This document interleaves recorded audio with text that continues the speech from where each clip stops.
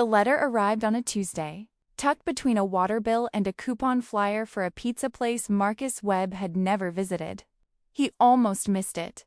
The envelope was the same bone white as everything else in the stack, government adjacent in its plainness, designed to look exactly like nothing important. It was printed on HOA letterhead, so crisp and white it could have cut glass.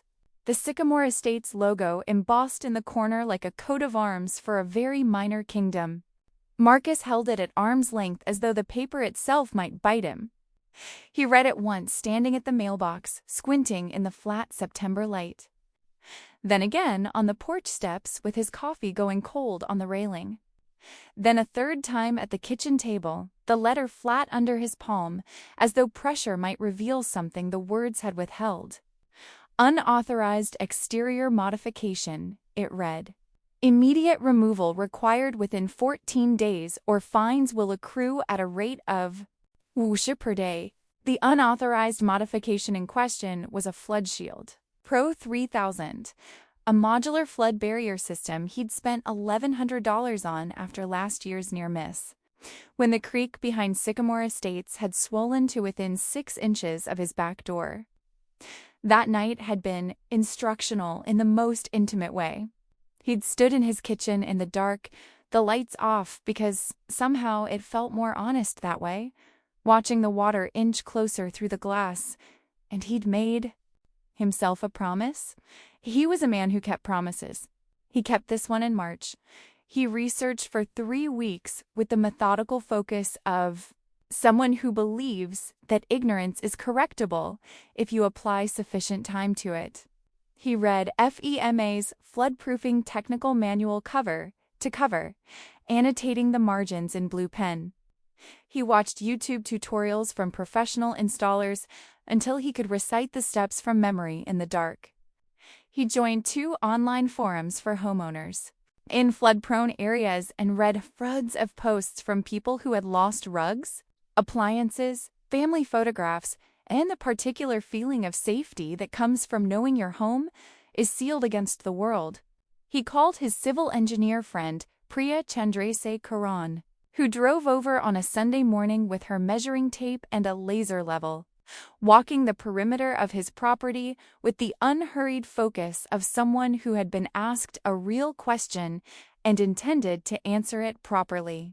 She spent 40 minutes measuring grade changes, marking the soil with small orange flags. "You've got a natural low point at the northeast corner," Priya said, crouching and sighting along her level. 6-inch grade difference from here to the street. This is where water enters first. It'll always be the northeast corner. Your barrier placement is correct, and I want you to note I'm saying that as a licensed engineer, not as your friend. The flood shield was, by any rational measure, a work of quiet engineering elegance adapted for residential use. 11 modular panels connected with watertight aluminum seals rated to 2,500 pounds per square foot of hydrostatic pressure. It deployed in under 4 minutes. Marcus had timed himself 7 times. It could hold back 2 feet of standing water. The panels were coated in a baked-on powder finish the manufacturer called slate gray, which matched his house trim so precisely that he'd wondered if the color choice was coincidence or if the company's designers understood that aesthetics were as much an engineering problem as hydrostatics. If you weren't specifically looking for the system, you might take it for a decorative concrete edging. Someone had been looking. He turned the HOA letter over, as if the back might contain an apology or a clarification. It did not. At the bottom, in bold type just large enough to signal, "Authority without quite shouting, issued by the Aesthetic Standards Committee, Sycamore Estates HOA, Chairperson, Diane Holloway." Marcus set the letter down carefully, the way you set down something you intend to pick back up. He picked up his coffee. He looked out the window at the creek, running innocent and low in the dry September air, a narrow, unremarkable thread of water that moved through the neighborhood like a secret no one took seriously until it stopped keeping itself. He thought about water, how patient it is, how indifferent. How completely unimpressed by homeowners association bylaws. His wife Renata had helped him choose the flood shield. She'd been the one to find the independent hydraulic test results on the manufacturer's website. A third-party engineering review commissioned by a coastal municipality in Louisiana, and she'd printed it, highlighted the relevant tables, and left it on the kitchen counter with a sticky note that read simply, "Northeast Corner." She was visiting her sister in Phoenix during the October near miss, and he'd called her at 2 a.m. describing what he was watching through the back window. There had been a long pause on the line, long enough that he'd checked the connection, and then she'd said, "Fix it." 2 words. She was good at those. Priya had confirmed the northeast corner 3 months later with her laser level and her engineering license. The flood shield had gone up in March. It had been up for 6 months before anyone from the HOA put it in a letter. Marcus folded the notice in thirds and placed it on the counter beside the coffee maker, where he kept things that required serious attention. He had 14 days.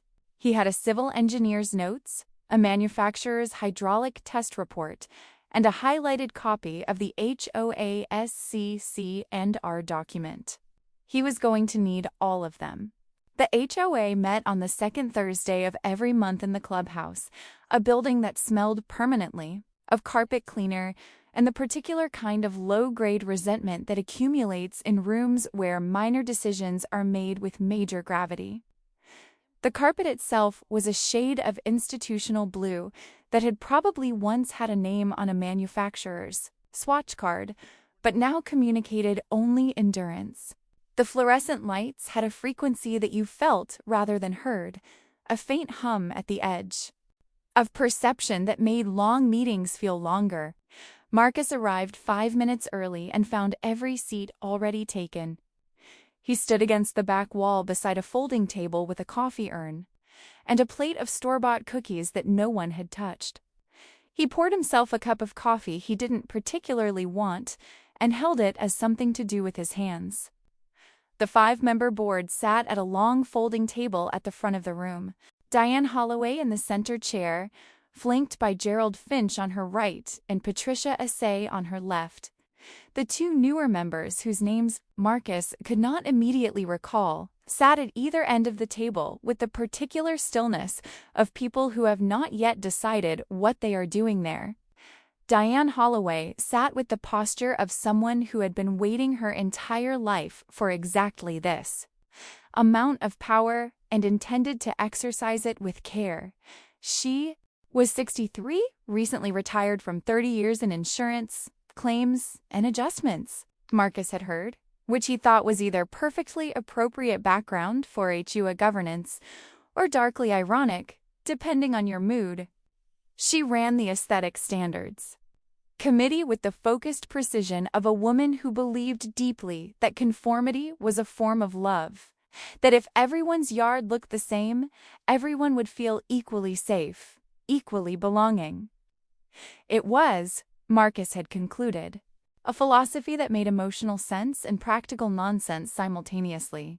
He had watched Diane evolve over 11 years in Sycamore Estates, concerned neighbor, then committee volunteer, then committee member, then chairperson, the trajectory of a small natural disaster. Gradual, then sudden. "Mr. Webb," she said, before he had fully settled into position against the wall. "We've reviewed your appeal." "I haven't filed an appeal," Marcus said pleasantly.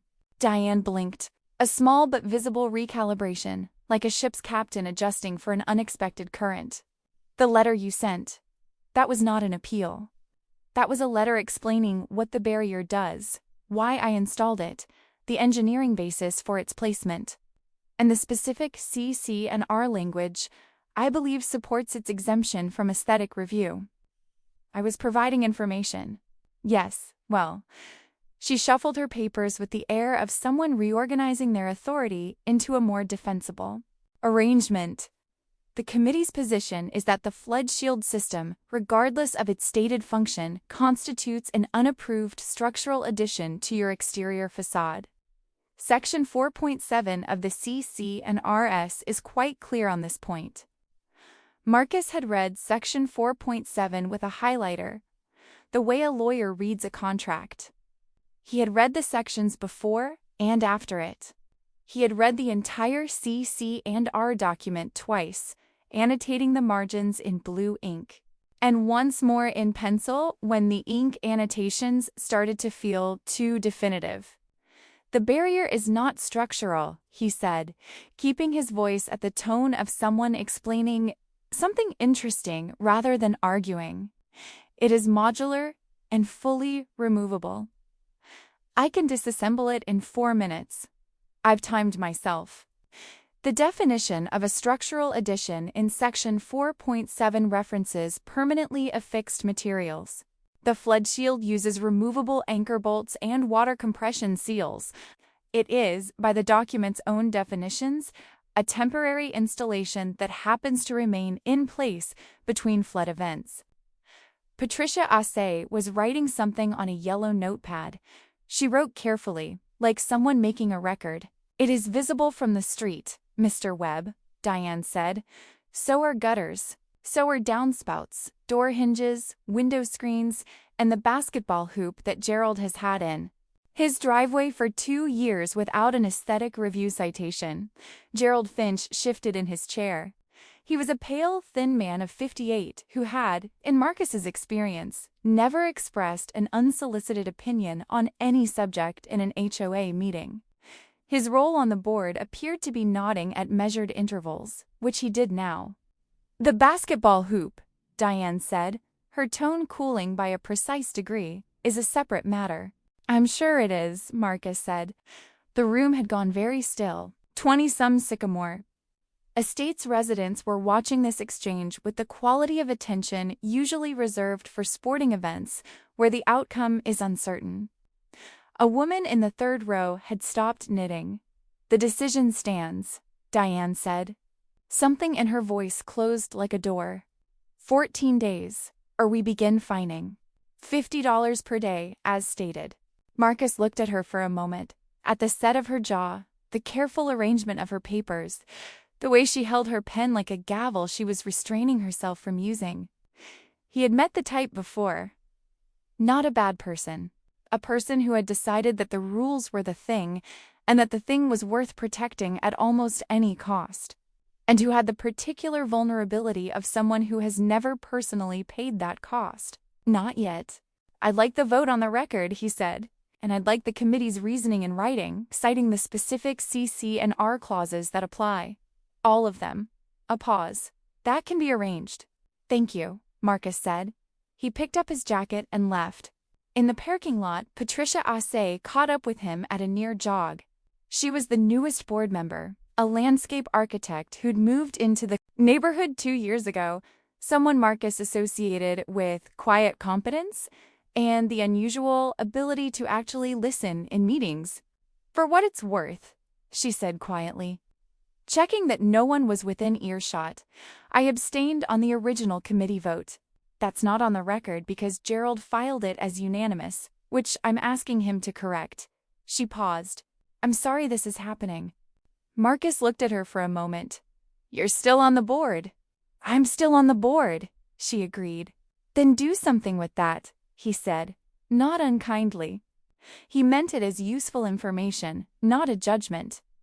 He drove home and sat in his car in the driveway for a long 2 minutes, looking at the flood shield. The slate gray panels, the yellow placard, the seals, tight and clean. 11 days. He took it down on a Saturday morning, 11 days into the 14-day window, not because he'd procrastinated, but because he'd spent those 11 days doing 3 things simultaneously: consulting a lawyer, calling his state representative's office, and building a paper record so thorough it would have satisfied an engineer, a paralegal, and a journalist simultaneously. The sky that morning was the color of old pewter, not quite threatening, but not reassuring either. The kind of sky that keeps its opinions to itself. The air smelled of wet grass and something mineral underneath, the way air does when the ground is still holding last week's rain. Marcus had laid his tools out on the workbench the night before. arranged in order of use. Socket set, torque wrench, seal removal pry bar. The small rubber mallet he'd bought specifically for the flood shield's anchor tabs. He'd also laid out a paint marker, a roll of butcher paper, and a black Sharpie for labeling each component as it came off. He intended to know exactly where every piece was when he needed it again. Calvin Marsh, his neighbor from across the street, appeared in his driveway at some point during the first panel removal, moving with the unhurried deliberateness of a retired firefighter who has learned that appearing calm is half the job. Calvin was 66, broad-shouldered, with the kind of stillness that comes from having been in enough emergencies to know which ones required urgency and which required something else entirely. "They really making you do that?" Calvin called from his driveway, arms crossed. "They really are," Marcus said, crouching to loosen the first anchor bolt. He kept his voice flat and informational. Calvin was quiet for a full minute, the silence of a man measuring what he wants to say against what he should say. When he spoke, his voice carried the careful neutrality of someone choosing words for a formal report. "I was on the crew for the Millbrook flood in 2009, 14 houses. We pulled photograph albums out of a foot of silt. Photo albums and children's drawings. Families stood in the street and watched us stack it all by the curb." He paused. "All the neighbors said afterward they'd seen it coming for years, every one of them." "I know," Marcus said. He set the first panel against the garage wall and moved to the second anchor. "You talked to a lawyer? About fighting this?" "Spent about 6 hours on it." Marcus fitted the socket over the second bolt. State law doesn't have explicit HOA flood mitigation exceptions yet. There's a bill in the Senate Subcommittee on Housing. I called my representative's office and spoke to a legislative aide named Daniel. He was polite and non-committal, and I left a detailed message anyway, because the record is the record and someday someone will read it. But the 14-day window wasn't enough time to get in an injunction, and any legal action would have taken months I didn't have. "So you're just taking it down?" "I'm complying while I build a proper case. There's a difference. I'm not surrendering. I'm documenting." Calvin considered this with the slow nod of someone who respects tactical thinking even when he finds the situation maddening. He went inside without another word, and Marcus took that as a form of respect. He worked methodically, panel by panel, the way he approached anything with moving parts. He numbered each component in paint marker as it came off -1 through 11, plus the corner seals, plus the anchor hardware in a labeled zip bag, stacking them in sequence along the left wall of the garage so that reassembly would be simple, logical, and immediate when the day came. He'd designed the system to be taken apart quickly. He hadn't imagined needing that feature quite like this. The second to last piece was the northeast corner seal, the one Priya had stood over with her laser level and said was the most critical, positioned exactly at the low point where water entered first. Marcus held it for a moment before setting it down.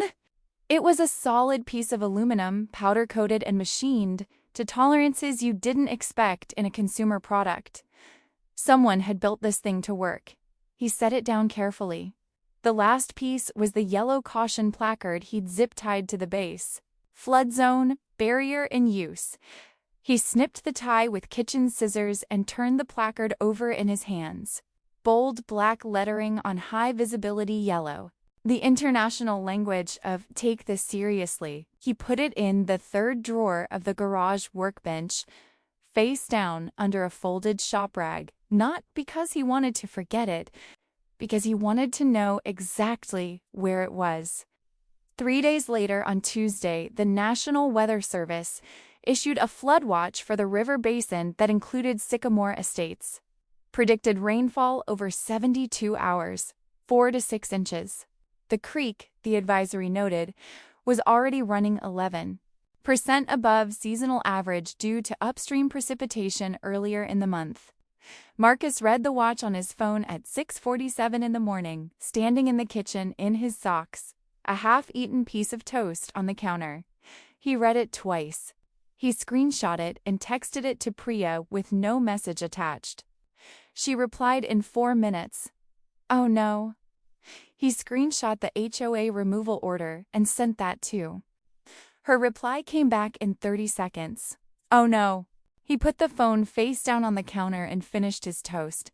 He did not call Renata yet. She would already know what he was thinking, and they both knew there was nothing to do but document and wait. It came at night, as the worst ones always do, arriving in the dark when your defenses are at their lowest and your imagination operates at full capacity without the corrective of visible evidence. Marcus had spent the day preparing with the practiced calm of someone who has thought through scenarios in advance and written them down. He moved electronics off the floor-level power strips in the home office, the subwoofer. In the living room, the dehumidifier he kept in the basement corner. He shifted boxes from the lowest shelves in the utility room to the upper shelves, swapping them with the things that could afford to get wet. He rolled up the 2 hallway rugs and stood them in the bathtub. He filled a dry bag, the kind used for kayaking, with their passports, insurance documents, the thumb drive with their financial records, and a small folder of photographs he'd selected over the past. With the quiet deliberateness of someone making choices they hope will be unnecessary, he charged every device he owned. He topped off the propane for the camping stove.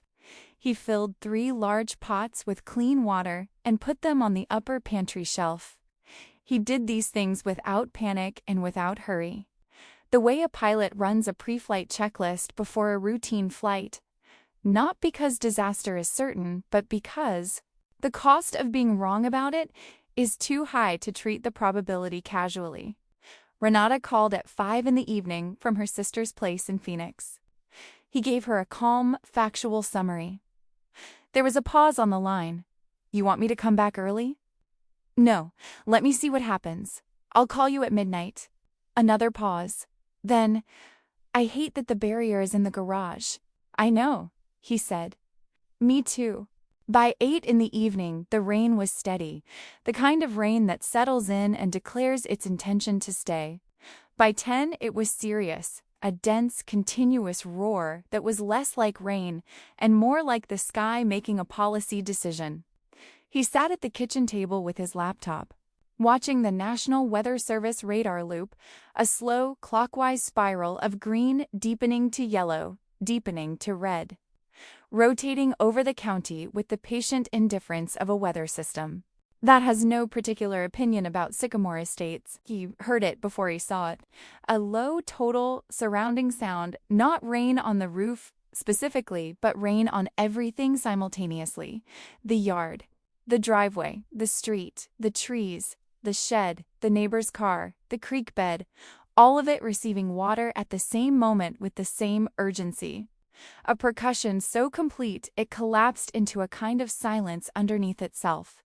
The wind found the gap in the living room window frame, the same gap he'd been meaning to reseal for 2 years, and made a thin, sustained whistle, a single note that stayed constant for hours. The house seemed to lean slightly into the storm, the way old houses do when they're reminding you they have opinions about weather. At 11:30 p.m., the creek breached its banks. He knew because he'd propped his phone on the back windowsill earlier in the evening, pointed at the yard, set to record and send motion notifications. He watched the notification appear, motion detected, and opened the live feed. The water moved across the grass with a slowness that was somehow more frightening than rushing would have been. Slow meant volume. Slow meant there was a great deal more water behind it, and it was going somewhere, and it had already decided. He made a log entry in his notes app, 11:30 p.m., creek breach confirmed, water moving northeast across lawn. He had been making log entries all evening, timestamps and observations, because the record was the record. The water reached the patio stones at 11:52. The flat gray pavers disappeared one by one beneath a dark, still surface that reflected the kitchen light in a long smear. At 12:06, the water reached the back step, just one step below the threshold of his door, and Marcus sat very still and watched his phone screen and waited. Then it stopped. Not dramatically, not with any fanfare or announcement. The water simply reached a point and held. The natural elevation of his lot, 6 inches higher than his neighbor's at the northeast corner. A grade change so subtle that he'd only noticed it the day Priya had brought her laser level, was performing, imperfectly and narrowly, the function his flood barrier had been built to perform. The flood shield, sitting dismantled and numbered on his garage wall, had been designed to augment that grade. Without it, the grade was working alone, by a margin that owed more to geological accident than to planning. He was aware, sitting there in his kitchen at 12:06 in the morning with the water one step below his door, that he had been very lucky. He was also aware that luck is not a flood mitigation strategy, and that luck runs out, and that the next storm would not be required by any law of physics to be equally merciful. He did not go outside. Lights came on at the Holloway's house at 1:14 a.m., the kitchen first, then the bedroom at the back. He could see them through the side window, Diane's silhouette moving fast through her kitchen, the way people move when they have been woken by something wrong. She opened the back door. She stood in the doorway for a long moment. Whatever she saw made her take a step back inside and stand very still for a count of several seconds. At 2:10, the rain began to slow. The note in the window frame went quiet. The radar, when he checked, was clearing from the west. Marcus sat at his kitchen table until 3 in the morning watching the storm pass. He made his last log entry, 3:02 a.m. Rain substantially stopped, water levels stable at step, no interior intrusion. Then he went to bed, though he lay awake for a long time, running the arithmetic of what had happened and what it meant. 7 homes flooded in Sycamore Estates that night. He would learn the number from Calvin in the morning. He ran it in his head now, in the dark, 40-some families in the neighborhood. 7 flooded. His single barrier would have protected exactly one of those homes. He was not naive enough to think his was the only mitigation that mattered. What the barrier would have done, if it had been allowed to stand as a visible example for 11 months, was demonstrate that mitigation was possible, visible, deployable, aesthetically acceptable, compatible with a neighborhood that still looked like itself. That was what Diane had taken from him. Not just the protection, the precedent. Dawn revealed Sycamore Estates in the particular quiet of a neighborhood that has survived something. It was not the quiet of peace. It was the silence of assessment, the sound of people opening back doors carefully, looking at what the night had deposited, making the first calculations of what was salvageable and what was gone. Marcus was up at 5:30. He made coffee and sat at the kitchen table and looked at his yard, the patio stones reappearing as the water receded, the grass flat and dark, a thin line of silt marking the highest point the water had reached. The back step was visible again. The threshold was dry. He photographed all of it before the light changed. Calvin appeared at his door at 6:15, already in his jacket, moving with the focused energy of a man who had done damage assessment before and knew how to start. He had a legal pad and a pen. 7 houses, he said, accepting the coffee Marcus handed him. I walked the whole neighborhood. Holloway's got 3, maybe 4 inches in the kitchen and utility room. Diane's standing in the kitchen in rubber boots when I passed. Sterile Finch's finished basement is a complete loss. Carpet, drywall, the whole entertainment setup he just had installed last spring. The Abercrombies at the cul-de-sac end had their garage flood and water got into the utility room. They've got the house listed. How listed? Agent came by at 7 a.m., was on the phone in the driveway for 45 minutes. Not a happy phone call. Marcus nodded. He would later learn from the emergency HOA notice sent that afternoon that the total assessed damage across the neighborhood was approximately $340,000. 7 families, 1 night, 1 storm that the National Weather Service had warned about for 3 days. His house was dry. Not close, too dry, or technically undamaged. Dry. He walked the neighborhood at 7:30 in the morning with the deliberate purpose of a man who knows he is making a record. He told himself he was doing it as a neighbor, as a witness, because communities that have been through hard nights need people to walk their streets and acknowledge what happened. He believed this, mostly. He also knew that he was doing it because he needed to see it, not out of any satisfaction, but out of the specific discomfort of standing on dry ground while others stood in mud, and needing to feel the weight of that honestly. The flood smell was everywhere. You don't forget it once you've encountered it. Saturated soil, disturbed sediment, the sharp mineral note of water in places it was never designed to reach. Wet carpet from somewhere. The low chemical smell of a sump pump working too hard. He breathed it in at each driveway and kept walking. He paused at the Holloway's house. The kitchen light was on. Through the front window he could see furniture stacked, chairs up on the table, a lamp placed on the counter, a box of things on the couch. Diane's car was in the driveway. He stood there on the sidewalk for perhaps 10 seconds, looking at the light in her window. He did not knock. He kept walking. It was not the time, and he was not the person for that particular conversation, and he knew it. Calvin caught up with him at the corner of Sycamore and Ridge. They walked together for half a block without talking, which with Calvin meant something. "Someone is going to say something to you," Calvin said. "Not a question. I know. How are you going to handle it?" Marcus thought about Priya with her laser level and her orange flags. He thought about the yellow placard in the 3rd drawer. He thought about the numbered panels on his garage wall, arranged in order, ready. "I'm going to be very calm," he said, "and then I'm going to reinstall my flood barrier." Calvin nodded, the way men nod when they know the conversation is finished and the decision is made. They walked to the corner and went their separate ways in the early morning. The emergency HOA meeting was called for the following Wednesday at 7 p.m.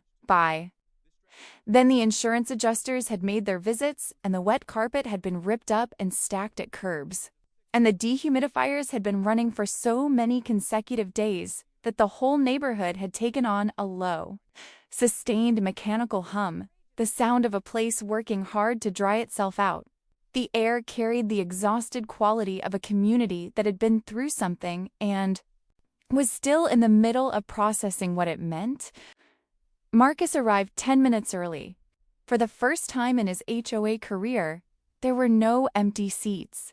People were standing along the walls and in the doorway. He recognized most of them, people he'd waved to, people he'd lent tools to, people he'd seen at 3 previous HOA meetings and never exchanged more than 7 words with. They all had the specific look of people who have recently been inside a problem and have developed opinions about it. Diane was present. She sat in the center chair because it was still her chair, and Marcus gave her credit for that. It would have been easier not to come.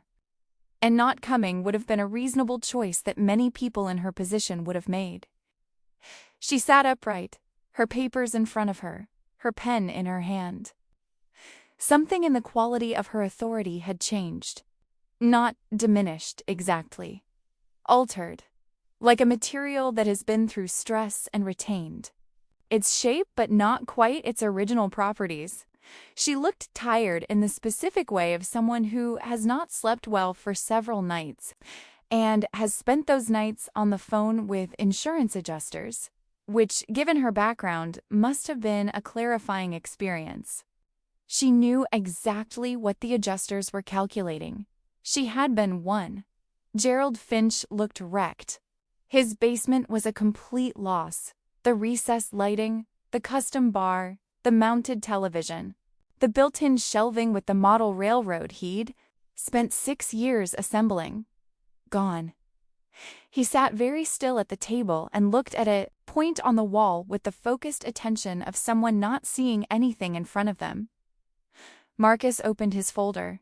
He had spent the week preparing with the thoroughness of someone who had known, with certainty, that this meeting was coming.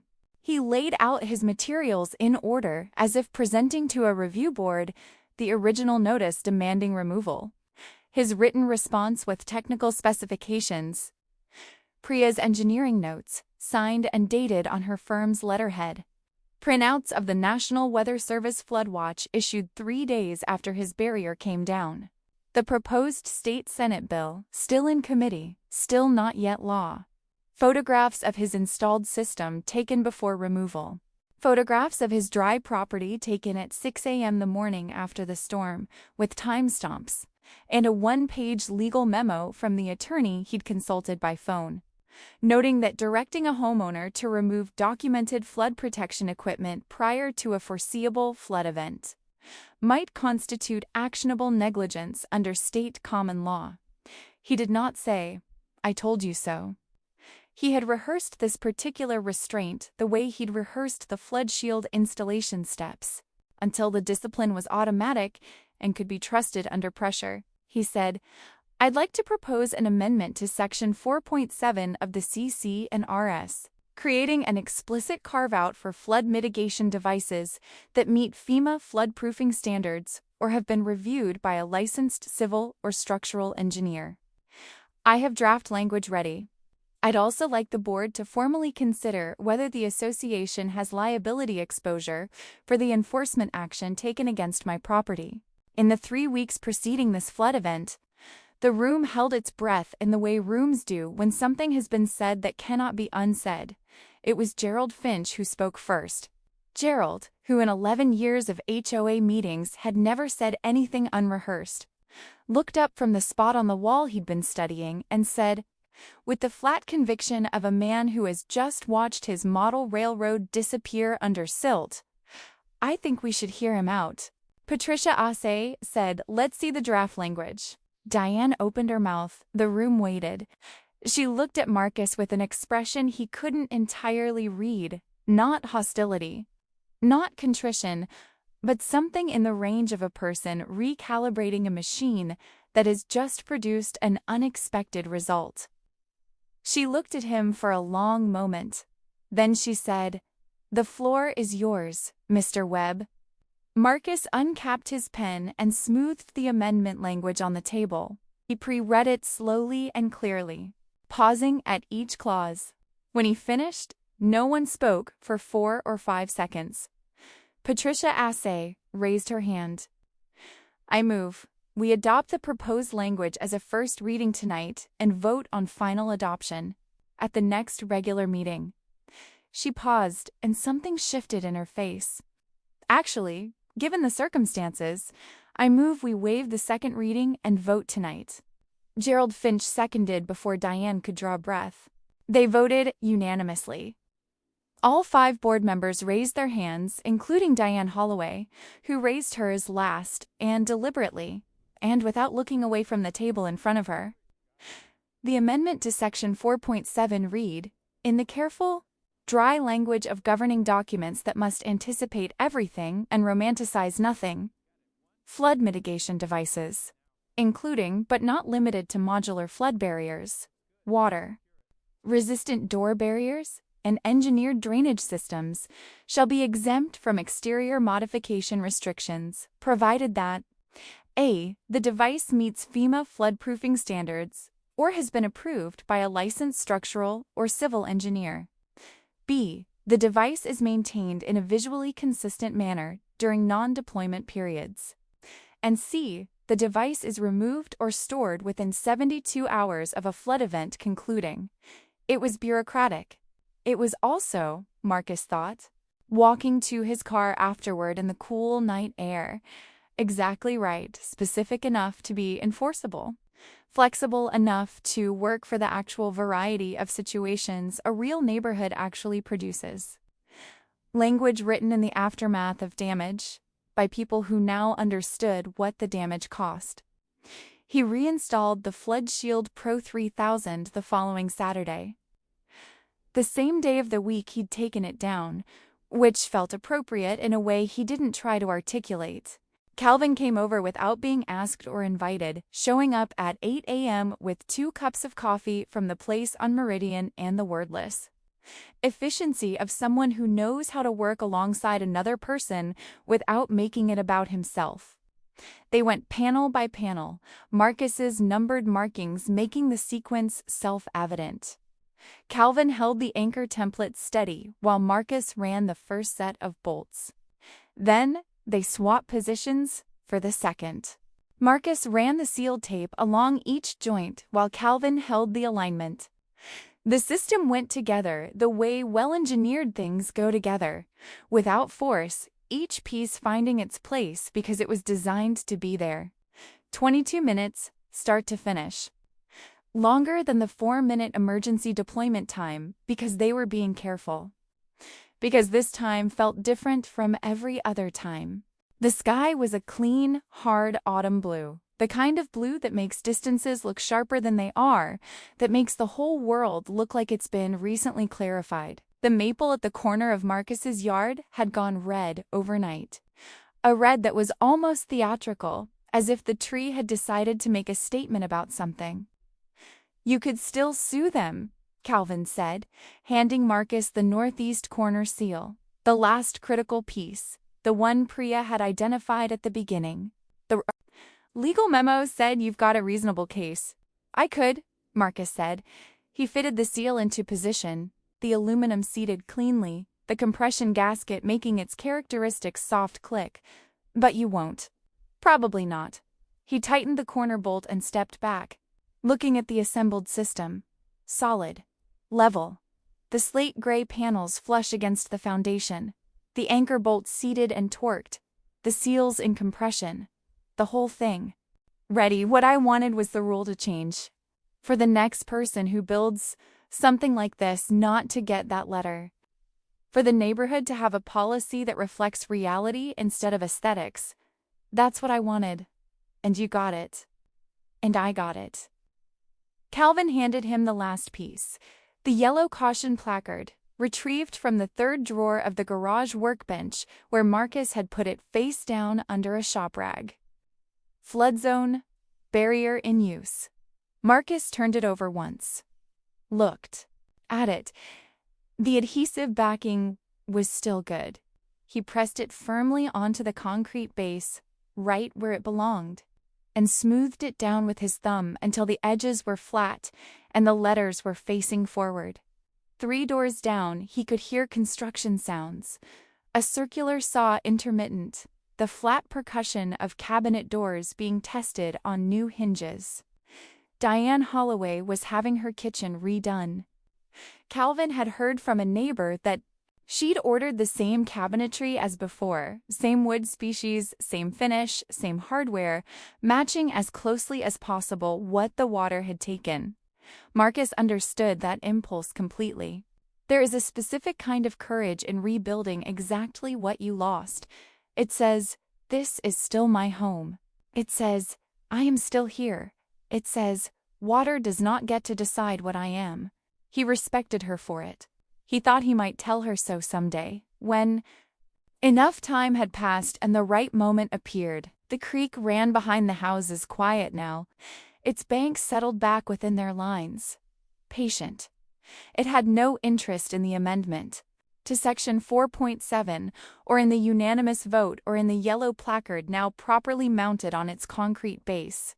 It would simply wait, as water always waits, for the next rainfall, the next watch, the next night of real weather. Marcus collected his tools in order, the way he always did. Calvin picked up the empty coffee cups. "Same time next flood?" Calvin said. Marcus almost smiled. "Let's hope not." He looked at the flood shield one more time before going inside.